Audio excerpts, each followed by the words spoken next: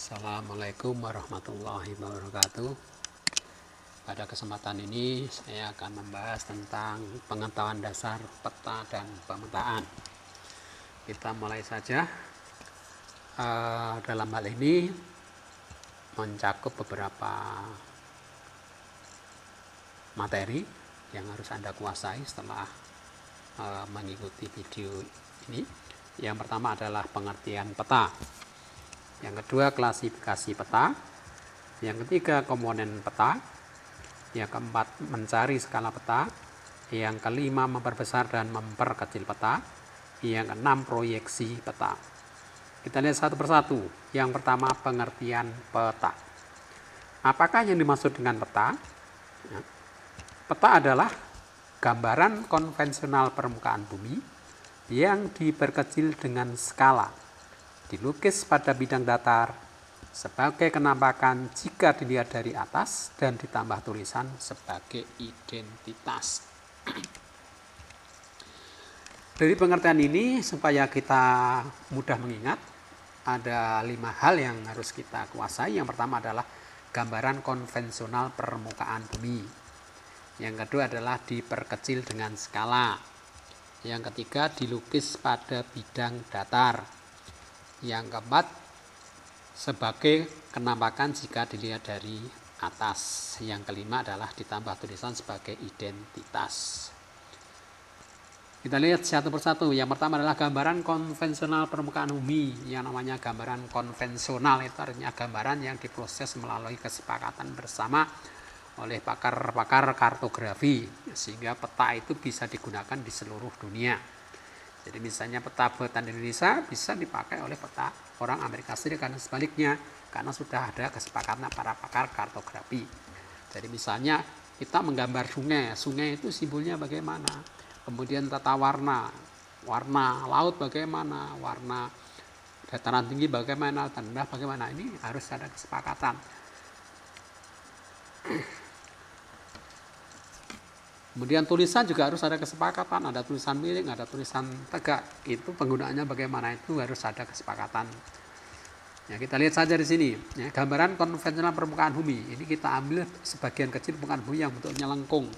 Ya, permukaan bumi ini digambar dalam bentuk bidang datar. Dan ini jelas mesti dapat dilihat dari atas. Ya. Supaya ilustrasinya lebih gampang lagi, bumi itu bentuknya kan bulat. Dari bentuk bulat ini kemudian dibuat peta menjadi bidang datar. Dan ini mestinya adalah diperkecil dengan skala tertentu. Jadi kita tidak mungkin membuat bumi itu kita petakan secara keseluruhan dengan apa adanya, tidak mungkin, harus diperkecil dengan skala. Ini yang namanya peta. Jadi sekali lagi, gambaran konvensional permukaan bumi, ya, dari bidang lengkung dibuat bidang datar, ya, diperkecil dengan skala, dan ini adalah tampak dari atas, dan tentunya harus ditambah tulisan sebagai identitas. Jadi misalnya ini adalah peta dunia. Itu tentang pengertian peta. Kita lanjut, klasifikasi peta. Yang pertama adalah berdasarkan isinya. Berdasarkan isinya, peta dapat dibedakan menjadi 2. Yang pertama adalah peta umum, yang kedua adalah peta tematik atau peta khusus. Kita lihat satu persatu. Yang pertama atau yang A, peta umum.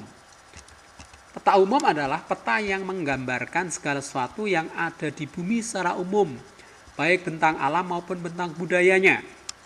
Jadi yang namanya peta umum itu menggambarkan bentang alam, misalnya sungai, ada danau, ada laut, ada dataran tinggi, ada gunung, dan seterusnya. Itu bentang alamnya. Kemudian bentang budayanya, ada sungai, ada jalan raya, ada bandara, ada pelabuhan, ada jalan kereta api, dan seterusnya. Jadi kalau kita mempunyai peta, di situ dijumpai ada bentang alam dan bentang budayanya, berarti termasuk peta umum. Nah, yang termasuk peta umum, contohnya adalah peta topografi. Peta umum yang menggambarkan permukaan bumi dengan titik berat reliefnya atau reliefnya, tinggi rendahnya permukaan bumi. Jadi kalau kita melihat peta kok bisa melihat tinggi dan rendah bumi, maka termasuk peta topografi. Yang kedua, peta toporografi, peta umum yang menggambarkan seluruh atau sebagian permukaan bumi dengan skala yang lebih kecil, yakni antara 1:250.000 sampai dengan 1:1 juta atau lebih. Jadi peta toporografi ini sebenarnya sama dengan peta topografi. Yang membedakan adalah skalanya lebih kecil atau daerahnya lebih luas. Namanya peta toporografi. Jadi peta topografi yang daerahnya lebih luas atau skalanya lebih kecil maka dikatakan peta toporografi. Yang ketiga adalah peta dunia. Peta yang menggambarkan muka bumi secara luas dengan menggunakan skala yang sangat kecil. Sama dengan peta topografi, hanya ini yang digambarkan adalah seluruh muka bumi, itu namanya peta dunia. Ini jadi semuanya ini merupakan peta topografi. Ya. Jadi kalau orografi itu skalanya lebih kecil, daerahnya lebih luas dari peta topografi. Kemudian peta dunia sama peta topografi yang menggambarkan seluruh muka bumi. Ya. Itu peta umum. Sebagai contoh ini peta topografi. Peta yang menggambarkan relief muka bumi. Jadi dari sini ini peta relief. Jadi kita bisa melihat tinggi rendahnya permukaan bumi. Atau kalau tidak peta relief, misalnya adalah peta yang hanya juga dengan tata warna. Kita bisa melihat tata warnanya. Kalau warna coklat atau kuning itu dataran tinggi, kalau hijau ini dataran rendah. Kemudian warna laut ini hanya biru itu adalah laut yang dalam. Ya. Kalau biru tua laut dalam, kemudian biru muda laut dangkal. Jadi reliefnya jelas, tinggi rendahnya jelas. Itu tentang peta topografi. Yang kedua adalah peta khusus atau peta tematik. Peta khusus atau peta tematik adalah peta yang hanya menggambarkan kenampakan tertentu saja, hanya menggambarkan satu tema saja, atau hanya menggambarkan satu aspek saja. Itu peta tematik. Contohnya, peta curah hujan, yang digambar hanya curah hujan saja, yang lain tidak ada. Yang kedua, peta kepadatan penduduk. Ya. Yang ketiga, peta geologi. Ya, peta geologi itu peta struktur batuan penyusun kerak bumi, itu peta geologi. Yang berikutnya peta pariwisata. Ya. Ada peta persebaran barang tambang. Ada peta navigasi. Masih banyak lagi. Jadi silakan Anda bisa browsing, cari contoh sebanyak-banyaknya tentang peta tematik. Sebagai contoh, ini salah satu contoh yang namanya peta tematik ya. Ini adalah peta kepadatan penduduk di Pulau Jawa. Jadi ini dilukiskan dalam bentuk warna. Yang biru ini adalah kepadatannya paling tinggi ya.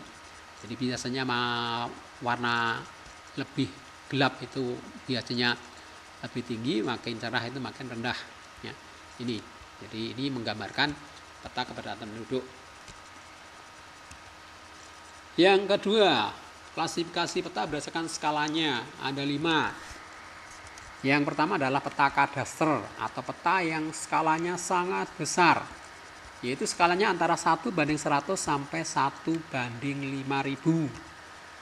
Peta ini digunakan untuk menggambarkan kepemilikan tanah atau sertifikat tanah. Jadi kalau Anda melihat sertifikat tanah, itu termasuk peta kadaster.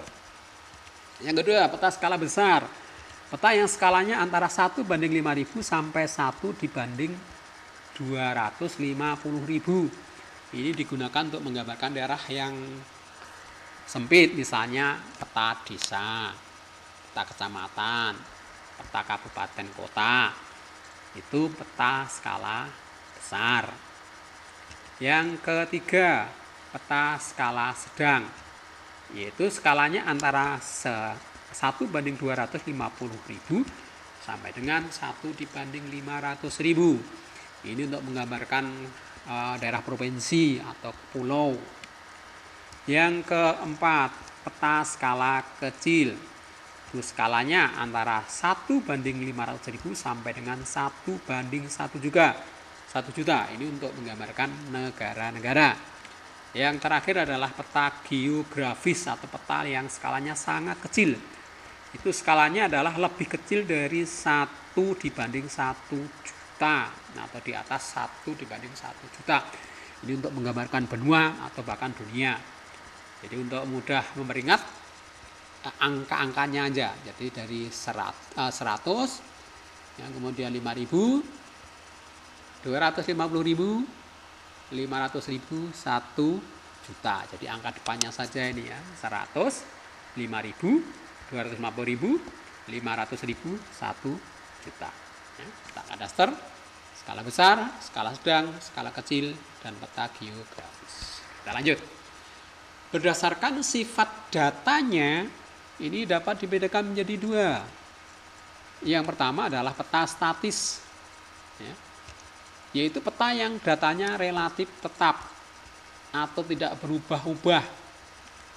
Jadi selamanya sama terus. Sebagai contoh misalnya peta geologi yang namanya peta struktur batuan kerak bumi itu tetap, relatif tetap, tidak berubah-ubah. Kemudian ada peta administratif, ya, peta pembagian wilayah, ya, ini relatif tetap. Jadi misalnya di Indonesia dibagi menjadi awalnya 27 provinsi, sekarang menjadi 34 provinsi dan seterusnya. Itu peta administratif. Kemudian ada peta pariwisata, ini juga sifatnya tetap, tidak berubah-ubah. Namanya peta statis atau peta stasioner. Yang kedua adalah peta dinamis, yaitu peta yang datanya selalu mengalami perubahan. Contoh, peta curah hujan, ini mesti berubah-ubah setiap hari. Peta kepadatan penduduk, ini juga berubah-ubah. Ini tentang peta berdasarkan sifat datanya. Jadi peta statis atau stasioner, dan peta dinamis atau. Demikian, terima kasih. Semoga sukses selalu. Wassalamualaikum warahmatullahi wabarakatuh.